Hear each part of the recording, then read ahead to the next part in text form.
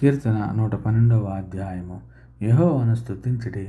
యెహోవా యందు భయభక్తులు గలవాడు, ఆయన ఆజ్ఞలను బట్టి అధికముగా ఆనందించువాడు ధన్యుడు. వాని సంతతి వారు భూమి మీద బలవంతులగుదురు. యథార్థవంతుల వంశపు వారు దీవింపబడుదురు. కలిమియు సంపదయు వాని ఇంట నుండును. వాని నీతి నిత్యము నిలుచును. యథార్థవంతులకు చీకటిలో వెలుగు పుట్టును. వారు కటాక్షమును వాత్సల్యమయు నీతియు గలవారు. దయాళులను అప్పిచ్చువారును భాగ్యవంతులు. న్యాయ విమర్శలో వారి వ్యాజ్యము గెలుచును. అట్టివారు ఎప్పుడును కదిలింపబడరు. నీతిమంతులు నిత్యము జ్ఞాపకములో నుందురు. వాని హృదయము యెహోవాను ఆశ్రయించి స్థిరముగా నుండును. వాడు దుర్వార్తకు జడియడు. వాని మనస్సు స్థిరముగా నుండును.